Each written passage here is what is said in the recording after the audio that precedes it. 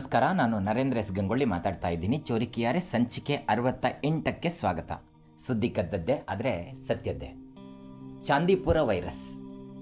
ಪ್ರಿಯ ಸ್ನೇಹಿತರೆ, ಉತ್ತರ ಭಾರತದ ಕೆಲವು ಭಾಗಗಳಲ್ಲಿ ವರದಿಯಾಗ್ತಾ ಇರತಕ್ಕಂತಹ ಚಾಂದಿಪುರ ವೈರಸ್ ಅನ್ನುವಂಥದ್ದು ನಮ್ಮಲ್ಲಿ ಕೂಡ ಭಾಳಷ್ಟು ಆತಂಕವನ್ನು ಮೂಡಿದೆ. ವಿಶೇಷವಾಗಿ ಇದು ಮಕ್ಕಳಿಗೆ ಸಂಬಂಧಪಟ್ಟ, ಮಕ್ಕಳ ಆರೋಗ್ಯಕ್ಕೆ ಸಂಬಂಧಪಟ್ಟ ವಿಚಾರ ಆಗಿರೋದ್ರಿಂದ ಈ ಒಂದು ಪರ್ಟಿಕ್ಯುಲರ್ ವಿಡಿಯೋವನ್ನು ನೀವು ಮೊದಲಿನಿಂದ ಕೊನೆಯವರೆಗೂ ಕೇಳಲೇಬೇಕು ಅಂತ ನಾನು ರಿಕ್ವೆಸ್ಟ್ ಮಾಡ್ಕೊಳ್ತಾ ಇದ್ದೀನಿ. ಯಾಕೆಂದರೆ ಅರೆಬರೆ ಮಾಹಿತಿಯನ್ನು ತಿಳಿದುಕೊಂಡ್ರೆ ಅದು ಖಂಡಿತ ಅಪಾಯಕಾರಿ ಮತ್ತು ಒಳ್ಳೆಯದಲ್ಲ ಅನ್ನೋದು ನನ್ನ ಖಚಿತ ಅಭಿಪ್ರಾಯ.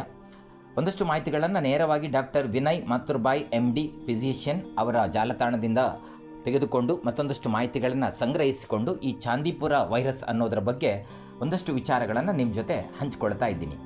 ಹೌದು, ಈ ಚಾಂದಿಪುರ ವೈರಸ್ ಅನ್ನುವಂಥದ್ದನ್ನು ಮೊದಲ ಬಾರಿಗೆ 1965ರಲ್ಲಿ ಮಹಾರಾಷ್ಟ್ರದ ಚಾಂದಿಪುರ ಗ್ರಾಮದಲ್ಲಿ ಗುರುತಿಸಲಾಯಿತು. ಹಾಗಾಗಿ ಆ ವೈರಸ್ಗೆ ಆ ಪರ್ಟಿಕ್ಯುಲರ್ ಹೆಸರನ್ನು ನೀಡಿದ್ದಾರೆ. ನಂತರ ಗುಜರಾತ್, ರಾಜಸ್ಥಾನ, ಆಂಧ್ರ ಪ್ರದೇಶ ಸೇರಿದಂತೆ ಭಾರತದ ಹಲವು ರಾಜ್ಯಗಳಲ್ಲಿ ಸಣ್ಣ ಹಾಗೂ ದೊಡ್ಡ ಪ್ರಮಾಣದ ಸೋಂಕುಗಳು ಕೂಡ ವರದಿಯಾಗಿವೆ.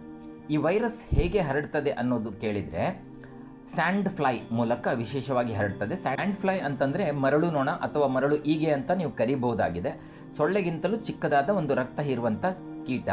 ಇದರ ಗಾತ್ರ ಕೇವಲ 2-3 ಮಿಲಿಮೀಟರ್ ಮಾತ್ರ. ಹಾಗೆಯೇ ದೇಹ ಮತ್ತು ರೆಕ್ಕೆಗಳ ಮೇಲೆ ಸಣ್ಣ ಕೂದಲುಗಳಿರ್ತವೆ. ಸಾಮಾನ್ಯವಾಗಿ ಸಂಜೆ ಮತ್ತು ರಾತ್ರಿ ವೇಳೆಯಲ್ಲಿ ಬಹಳಷ್ಟು ದೊಡ್ಡ ಮಟ್ಟದಲ್ಲಿ ಚಟುವಟಿಕೆಯಿಂದ ಇರ್ತವೆ.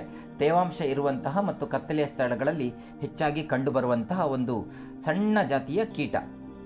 ಹಾಗಾಗಿ ಸೊಳ್ಳೆ ಮತ್ತು ಸ್ಯಾಂಡ್ ಫ್ಲೈಗೆ ಏನು ವ್ಯತ್ಯಾಸ ಅಂತ ಕೇಳಿದರೆ, ಸ್ಯಾಂಡ್ ಫ್ಲೈ ಅನ್ನುವಂಥದ್ದು ಸೊಳ್ಳೆಗಿಂತ ತುಂಬ ಚಿಕ್ಕದಾಗಿರುತ್ತೆ ಮತ್ತು ಹಾರುವಾಗ ಜಿಗಿತದಂತೆ ಕಾಣ್ತದೆ ಮತ್ತು ಎಸ್ಪೆಷಲಿ ವಿಶ್ರಾಂತಿ ಪಡೆಯುವಾಗ ಅದರ ರೆಕ್ಕೆಗಳು ವಿ ಆಕಾರದಲ್ಲಿ ಮೇಲಕ್ಕೆ ಎತ್ತಿಕೊಂಡಿರ್ತವೆ.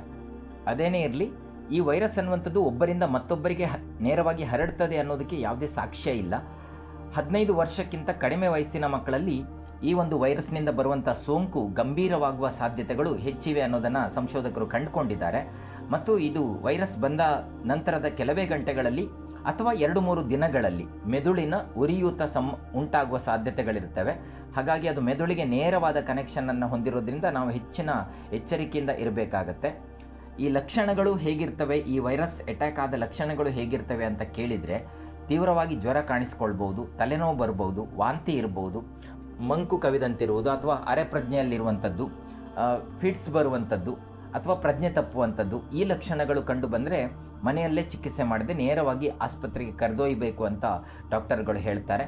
ಹಾಗೆಯೇ ಚಾಂದಿಪುರ ವೈರಸ್ಗೆ ನಿಮಗೆ ಗೊತ್ತಿರಲೇಬೇಕಾದ ಸಂಗತಿ ಅಂತಂದರೆ, ಚಾಂದಿಪುರ ವೈರಸ್ಗೆ ಈಗಾಗಲೇ ಅಪ್ರೂವ್ಡ್ ಆದ ವ್ಯಾಕ್ಸಿನ್ ಅನ್ನುವಂಥದ್ದು ಖಂಡಿತ ಇಲ್ಲ.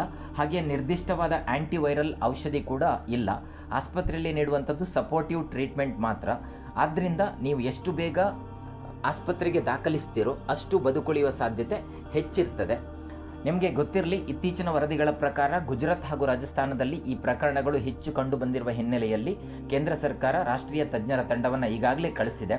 ವರದಿಗಳ ಪ್ರಕಾರ 184 ಶಂಕಿತ ಪ್ರಕರಣಗಳಲ್ಲಿ 35 ಪ್ರಕರಣಗಳು ಈ ಒಂದು ಚಾಂದಿ ವೈರಸ್ ಅನ್ನುವಂಥದ್ದಾಗಿ ದೃಢಪಟ್ಟಿದ್ದು 22 ಮಕ್ಕಳು ಮೃತಪಟ್ಟಿದ್ದಾರೆ ಎಂದು ರಾಜ್ಯ ಸರ್ಕಾರ ಮಾಹಿತಿಯನ್ನು ಕೂಡ ನೀಡಿದೆ.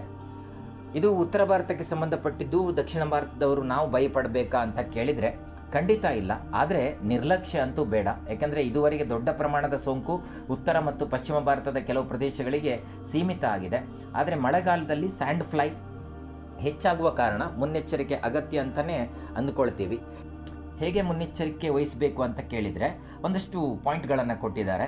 ಮಕ್ಕಳಿಗೆ ದೇಹ ಮುಚ್ಚುವಂಥ ಬಟ್ಟೆಯನ್ನು ಹಾಕಿ, ಸ್ಯಾಂಡ್ ಫ್ಲೈ ಮತ್ತು ಸೊಳ್ಳೆ ಕಚ್ಚದಂತೆ ಜಾಗೃತಿಯನ್ನು ವಹಿಸಿ, ಹಾಗೆಯೇ ಇನ್ಸೆಕ್ಟ್ ರೆಪೆಲೆಂಟ್ ಬಳಸಿ, ಕಿಟಕಿಗಳಿಗೆ ಜಾಲರಿಗಳನ್ನು ಅಳವಡಿಸಿ, ಮನೆಯ ಸುತ್ತಮುತ್ತ ಸ್ವಚ್ಛತೆಯನ್ನು ಕಾಪಾಡಿಕೊಳ್ಳಿ.